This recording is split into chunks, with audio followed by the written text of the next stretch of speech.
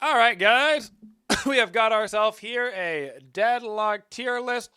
So we just finished up on stream an A through Z series where we got a win with every single hero in Deadlock and ranked.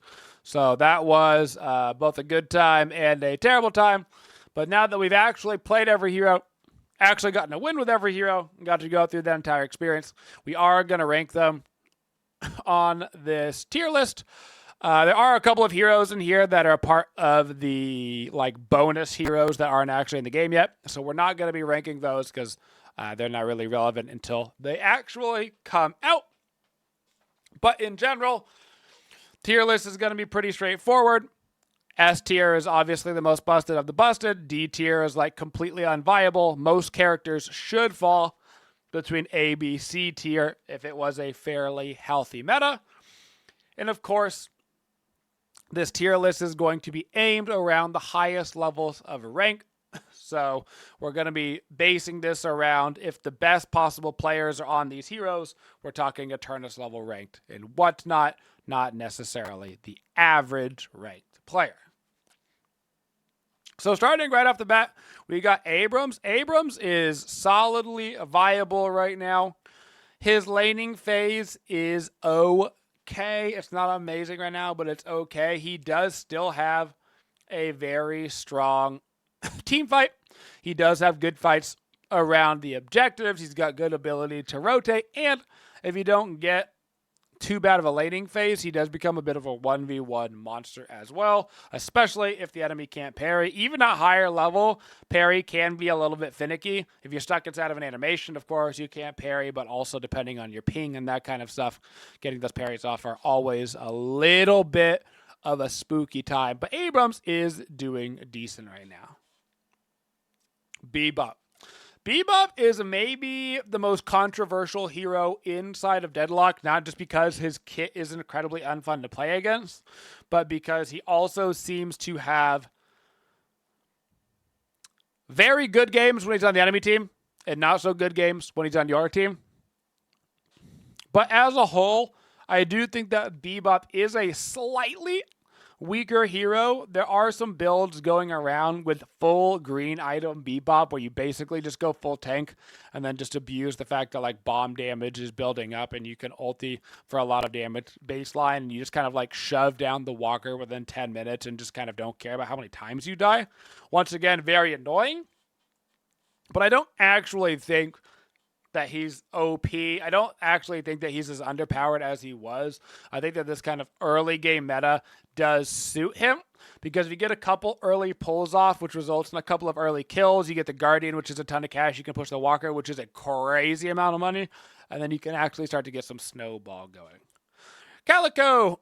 Calico has a bug or had a bug. I'm not 100% sure if they fixed it yet with their punches where I just had a little animation bug, which doesn't really affect how good she is, but it does affect how annoying it is to play her. Genuinely awful to play with that bug.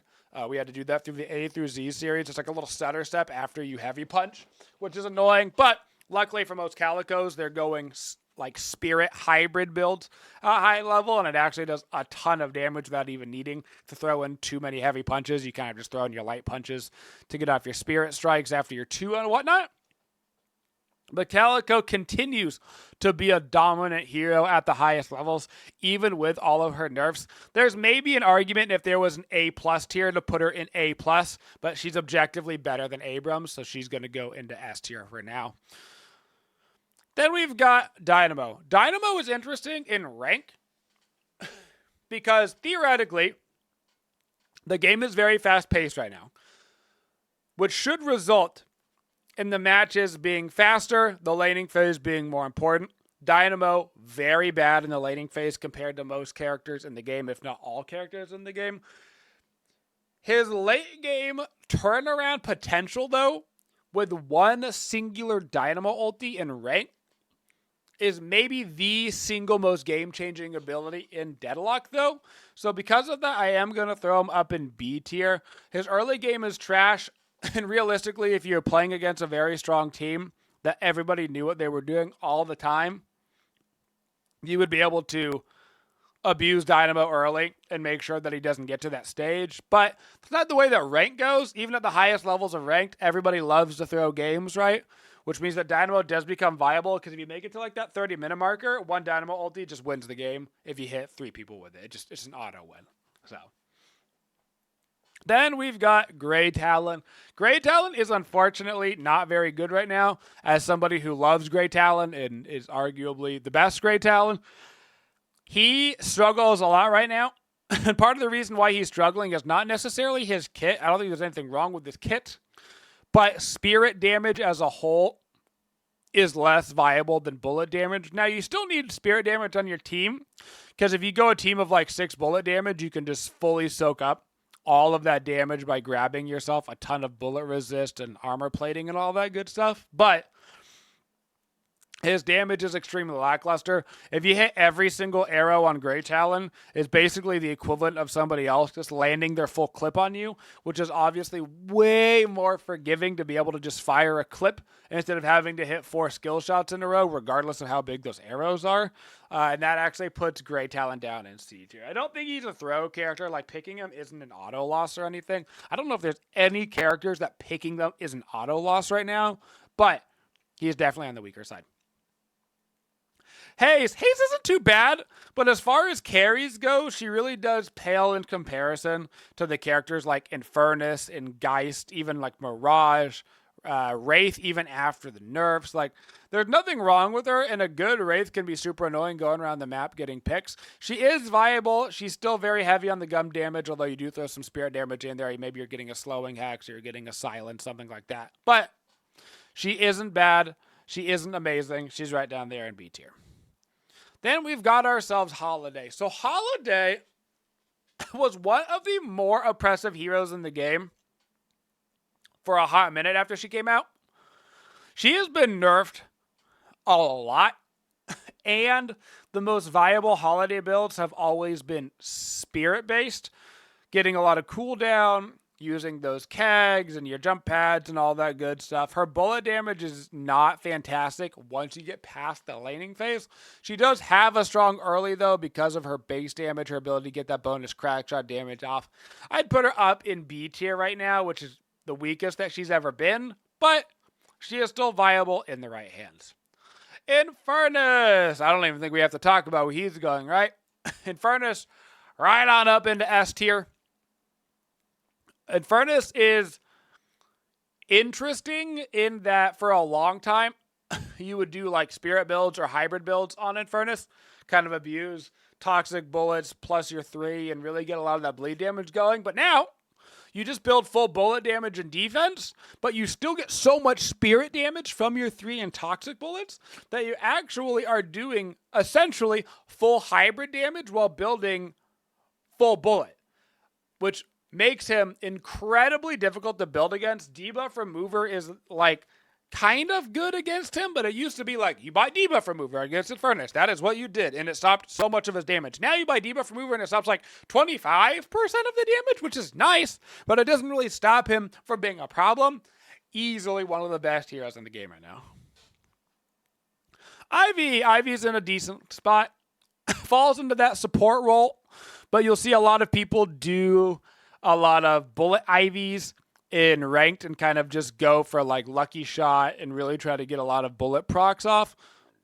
That's fine as well. Super heavy split push character. One of the better split pushers because he can just ulti out of trouble. He's got the ability to clear waves and jungle camps super easy with the 1.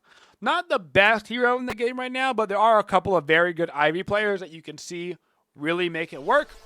And because of that, Ivy goes into B tier. Thank you, Fox, for installing Marvel Strike Force. Super easy to say. Nailed it on the first try. We'll fix it in post! Marvel to download Marvel Strike Force and support the Twitch community. Next up, we got Kelvin. There's an argument for Kelvin once again. If we had an A+ tier, I think that I would throw him in the A+ tier. He is definitely the best support in the game. I don't think that's questionable at all. I do think you could put him right here at the bottom of S or right here at the top of A. going to put him at the top of A for now. Might switch that at the very end, but only reason being he still isn't a full tilt carry. Every once in a while, you'll see a Calvin carry the brains out, but it's usually when you get into like a slightly lower rank game. But when you get into the higher level rank games, his ability to push in the wave, keep teammates alive, tons of damage with the beam early, fantastic defense with the dome, canceling out things like Lashel and making them useless. Ability to trap people in for the 1v1s, the 2v1s, in the dome. He's got good heals, good sustain, great user of the beam in order to bring people back to you, and you can be icicling around. Argument for that S tier, but we'll put him down kind of A+ for now. No argument with Geist, though. Immediately up into S tier. Strong argument that Geist might even be the best hero in Deadlock right now. I think a lot of people would say Infernus, but I actually do think that there is an argument that it is Geist. Geist's ability to win a 1v1 is essentially unparalleled. Her ability to split push is unparalleled. Her laning phase is one of the strongest, if not the strongest, in the game. Outside of a couple people that can be counterpicked to do well against her, Vindicta does surprisingly well against her because Geist wants to be low HP. Vindicta wants you to be low HP so she can snipe you. So a really good Vindicta can be a problem for Geist, but because there's no picks and bans right now, there's no counterpicking in the lane phase, which means just generically strong against most heroes is what you're going for. Lash is actually in a good spot right now. A lot of Lashes, pretty much every Lash, has switched over to really abusing that 3, flogging people for a lot of damage and a lot of sustain in the early. Lash's laning phase is really good right now, and a really good laning phase, if you can get that Guardian down fast, means that he can transition into ganking very quickly. Lash has always been one of the premier gankers. You would think you would see more people buying things like Counterspell, but honestly, with how fast the games can be, fitting in a non-mandatory 3k item into your build can actually be difficult in those early stages. So a lot of times you won't even see people buy it until like 15-20 minutes plus, which means that Lash can just go around and get those ganks off. A really good Lash player is still very problematic right now. He is actually better than Abrams, I would say. McInness, dare I say, McInness is actually viable. I know it's crazy to think, but McInness is legitimately viable right now. She's still not the best hero or anything, but her ability to stall lanes is really strong, and her ability to push lanes is really strong. Not the strongest PvPer in the game, but her PvE is fantastic, and whether you're using her to stop a lane from getting absolutely demolished by like a magician, or you're trying to be really heavy on the aggression, get your team some early flex slots, she's actually really good at both of those right now and is viable. Mirage is another one of those characters that I would put up towards that like A+ tier if we had it here, where very, very strong hero, incredible poke in the laning phase. One of the things that I see a lot of Mirage players do when they're a little bit confused is I see them doing a lot of attacking the minions early. As Mirage, you basically want to be on poke duty almost the entire time. Let your lane partner be clearing those minions, getting those last hits. Obviously, if your lane partner isn't getting any last hits, you got to do what you got to do. But theoretically, he should just be poking on cooldown, getting those Djinn marks on cooldown, and just going pop, pop, pop, pop, pop, pop, pop, pop. Really impressive on the laning phase. He does have a bit of lull in the mid game if you're not careful, but his early game is insanely strong. His late game is insanely strong. So you really got to try to shut him down right in that mid phase of the game and don't let him get full itemization online. Mo is one of the weaker heroes in the game. There's an argument for him being at like the very bottom of B tier, or even in, I'm going to put him in C tier actually. I'll put him above Grey Talon, but Mo used to be really strong in the laning phase. He's honestly not anymore. He's an okay laning phaser. He still has the ability to transition into a ganker and kind of rotate around, but you only really have the opportunity to rotate and gank around if you win your laning phase, which means you kind of need the enemy team to have a bad composition in your lane in order to get that push off. His sustain is decent, but it's not as good as it used to be. His damage is decent, not as good as it used to be. He still provides that CC for your team, but for the most part, it's just worse than other characters at this point, and I do think he's one of the weaker characters in the game. Paradox in an interesting spot right now, still viable. I'd put him on the low tier of A right now. Still definitely viable. Still can do a lot of damage. You see a lot of people going that one-shot Paradox build because it's absolutely a blast to play, where you get that headshot with your carbine and you delete them for 75% HP, and then you get a Spirit Burn proc. Awesome. Who doesn't love to do that? Still a decent character. Not as strong as it used to be. Paradox used to be S tier for a very, very, very, very, very, very, very, very, very long time. And I do believe Paradox has gotten nerfed like 10,000 times in a row, and still is one of the better characters. Now we have Pocket. Pocket is interesting because Pocket in ranked struggles still. He's not bad, and he's not busted like he used to be.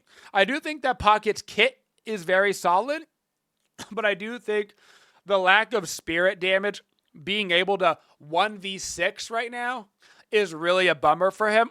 If you can't basically win a 1v3, a 1v4, a 1v5, a 1v6, ranked becomes that much more difficult because the game, especially depending on the time of day that you're queuing, if you're like an Eternus 6 player, well, in order to average out your team, it's going to throw your team generically as a way lower rank than the rest of the enemy team, which means that you have to super duper carry your brains out. In Pocket, because he is that spirit damage, it's just not as good as gun damage, just carrying your brains out. But he is still a good character. I'd put him towards the bottom of A tier right now. I would say probably the best spirit damage character right now. In general, there's a couple of other characters that are also kind of spirity, but you build hybrid, so it's not like a pure spirit build, like say a Great Talon would, but we'll move on.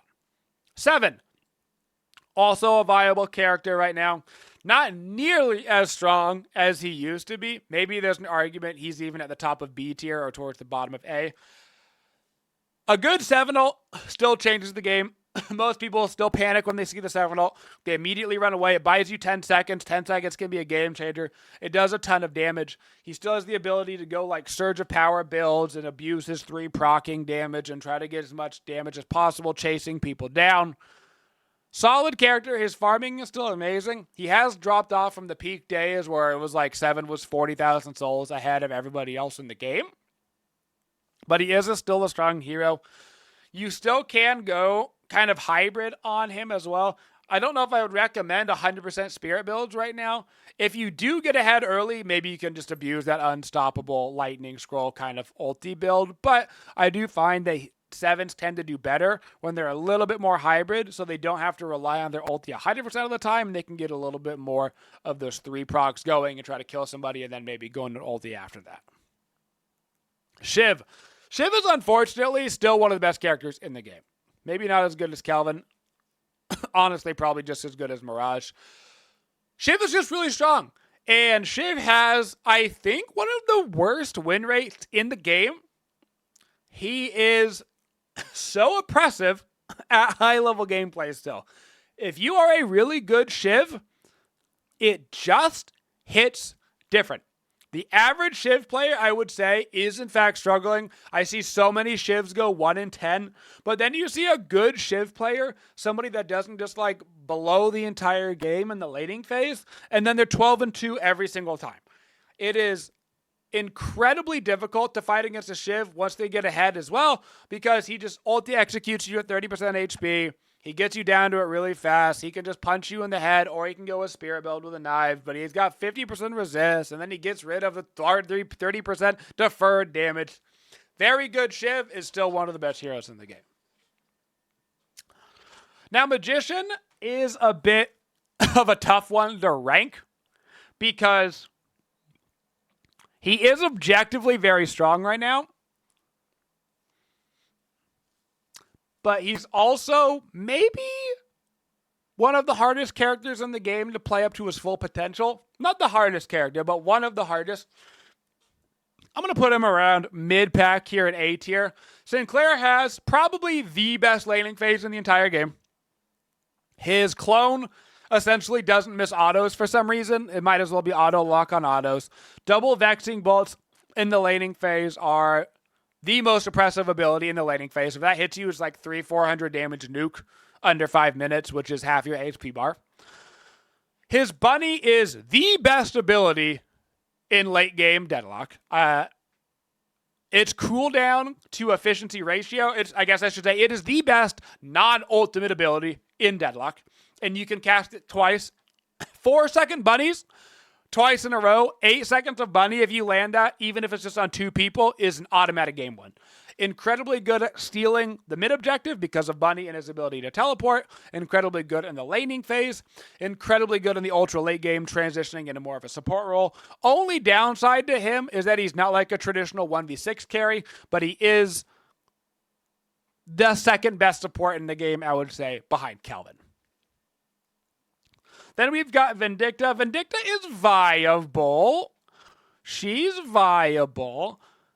Vindicta gun build isn't what it used to be. I wouldn't recommend going a gun build on Vindicta, but a spirit build Vindicta is actually not that bad. And if you have a proper team, support Vindicta, which also leans into kind of that spirit action where you get like suppressor and that kind of stuff, and you get big long-term roots going, and you get super annoying crows going, is quite viable. But from a rank perspective, you still see most people trying to do like a snipe build. 1, because it's funner, and 2, because it does have more of that carry potential, because otherwise you are reliant on your team. But Vindicta is viable. Goober as well is viable. I'd put him up here towards the A tier. Strong hero in the right hand. Very difficult to play. Definitely on the upper echelon of heroes to play. The ultimate ball is actually really difficult to handle if you want to use it to maximum efficiency. You want to make sure you're cubing at the right time. You want to make sure you're aiming your one and bouncing it off the walls to get multiple hits. You want to make sure you're using your fist and getting maximum momentum off of your jumps and interrupting people. Very high skill cap character. Once again, the average goober might be struggling right now, but still at high level when you go against a good one. Very strong character for supporting the team. And solid damage as well. Not just a true support. He's more of like a hybrid, kind of like a half support, half damage character, which is fun. Viper is struggling. I'm going to throw him down in the bottom of B tier. Viper was really good for a while, but it's kind of funny that he hasn't transitioned super well into this heavy gun meta that we're in. And I do think it's because Viper's laning phase is actually terrible. One of the worst parts of Viper is the laning phase. You've got to be so close to get action going, which puts you so far out of position. Now, if you've got a high damage character in your lane, honestly, kind of funny enough, even something like a Grey Talon that can poke really hard, getting able to get like 200 plus damage 2s off within the first couple of minutes of the game can give you that opportunity to snowball. And you've got incredible like Walker clear and Guardian clear and that kind of stuff later in the game once you get a full build going. But Viper really does require almost a full build to be maximum effectiveness, and games just aren't going that long, and the laning phase is too weak. Warden. There's an argument for Warden being up in S tier. I'm going to put him at the top of A plus here right now. Very strong character. Multiple viable builds, although I do think that gun build Warden is still probably the best. Hybrid spirit and all that isn't bad at all. Like abusing flask builds and stuff. Not bad at all. Very strong laning phase. His 2 just being a generic barrier now instead of just spirit is awesome for him. Very fast. Good objective damage, great PvP damage, very hard to kill. If he gets the ulti off, he's basically got those like 7 seconds of free time that you can't do anything about it. Strong character in the right hands. Next up, we got Wraith. Wraith has been nerfed pretty decently. If this would have been like a month ago, Wraith would have been the very top of S tier best character in the game. Now that she's been nerfed, I saw a lot of people immediately get turned off because they weren't just stomping games. Wraith is still a good hero. Not a amazing like top 5 hero, but Wraith is still one of the better heroes in the game. She still has the ability to carry, to get those 1v6s going. It does require a little bit more patience. Her laning phase has been drastically reduced, But if she gets the farm going, her late game is still one of the best heroes in the game. Her split push is unparalleled. Her 2 is really winky wonky donkey right now. A lot of her teleports are getting stuck on things that don't exist, which has always kind of been a problem with Wraith, but it seems to be getting maybe even worse right now. Maybe they were trying to do something to stop people from getting into the sky boxes with it, and that's kind of caused some issues. But very strong hero. Her 1v1, once you get up to a full build, is essentially unbeatable. There's basically nobody that can beat her outside of like a Geist with a counter spell, can make that happen. Or a Calico who just avoids everything because you go into your ultimate and you do 1500 damage while immune to damage. But one of the better characters, does require more skill, does require more forethought. All right, we got 4 characters here that aren't actually named yet, and then we got Yamato. Yamato isn't great right now. I do think that she's viable, but I do think that she is on the weaker tier of characters. Part of the reason why I think that is I do believe that Yamato has a better spirit build when she's meta than she does a gun build. We did actually run a hilarious gun build on Yamato for funsies in the A through Z series using like split shot and Fury stance and stuff. And I admit it was hilariously fun to play, but objectively not OP. But if you see a buff to spirit items, I still think that Yamato's kit as a kit is genuinely very strong. It's just that the spirit items aren't popping right now. She doesn't really have the ability to 1v6 like she used to, which to be fair is probably good for the game. We all remember the meta when Yamato would go in 1v6 and she would kill everybody and then her ultimate would be up for 45 seconds the entire time and you couldn't do anything about her. I'm not saying that that is what we need to go back to, but I am saying that when the spirit items inevitably get buffed and gun items inevitably get nerfed a little bit, I actually think she'll balance out and be in a super good spot. So looking at our final tier list, let's see if this needs any edits. Top heroes in the game, Eternus, Geist, Calico. I think that is fair to say. Following up, we've got Warden, Kelvin, Shiv, Mirage, Wraith, and good old Sinclair. That is, I agree with good job, Self. I agree with that assessment. Then we got down to the Goober, Lash, Abrams, Paradox, Pocket, and 7. Those characters are definitely your most viable, most sought after characters in the game in terms of like competitiveness. Then you go down to the less viable characters that still get picked, right? You still see Vindictas, Holidays, Hayes, Ivy, Yamato, Bebop, McInness, Dynamo, and then Viper. But you really start to see a drop off in the pick rate once you get down to like this McInness, Dynamo, Viper range. And then you get down to the Mo and the Grey Talon, who honestly I see picked maybe once a day. I'll play for 7 hours and I'll see one of them if I'm not picking them. Not popular at all, and there's a reason they're not very good right now. I 100% agree with this tier list. Like I said, there's an argument for some of these characters like Warden. It's really an A+ tier. Like, could you put him at the bottom of S tier instead of the top of A tier? Sure. It's just, that's more semantics than anything. You could transition a character up 1, down 1 kind of thing. But the general idea is where Deadlock has fallen right now, particularly around the higher levels of ranked. You can see a theme around the top-end characters. Ability to 1v6, ability to 1v6, ability to 1v6, ability to 1v6. Kelvin, not really regarding that rule, but he does have a crazy strong early game that lets his team snowball.